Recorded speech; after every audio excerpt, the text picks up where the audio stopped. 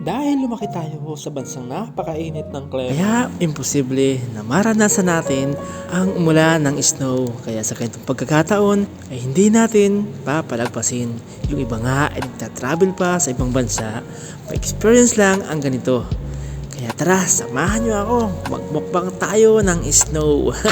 Mas dos nga ng madaling araw ay gumigising na kami. Mabigat man sa pakiramdam pero kailangan kumayo. Isa pa, medyo malayo rin nga ang company na pinapasokan ko. Pagbaba ko nga ay nawala ang antok ko dahil umuulan pala ng snow. Tagal ko na rin kasi naantay ito. Finally, may experience ko na. Ang babaw ko no. Pagpasensyahan nyo na. Sa probinsya kasi namin walang ganito. So yun, good morning guys. Yan, alas 4, papasok na kami sa company. Ganito kami kaaga pumasok. At yan, paglabas namin nag-i-snow na. Yan oh. Tuwan-tuwa si Chupapi mo niya nyo. Sakto yung paglabas namin, nag-i-snow na. Alright. Ito yung pagsubok na dinadaan namin tuwing madaling pag day shift kami. Gumigising kami ng maaga, alas 2. Pero ngayon, parang worth it yung ating gising ng maaga. Ayun Ano pre, mamaya pa tayo? Talaga? 18 pa lang 18 pa lang.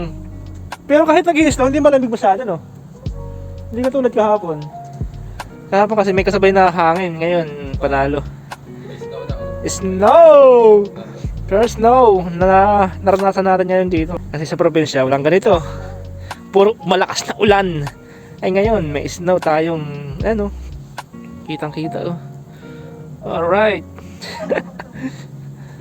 Sakto ang labas natin.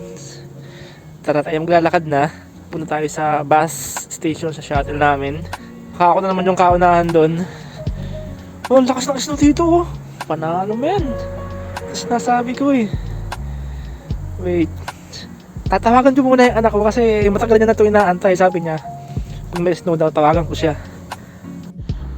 So yan guys, nandito na naman tayo sa waiting area. Naninigas yung daliri ko sa lamig at sinabayan pa ng snow. Yan, may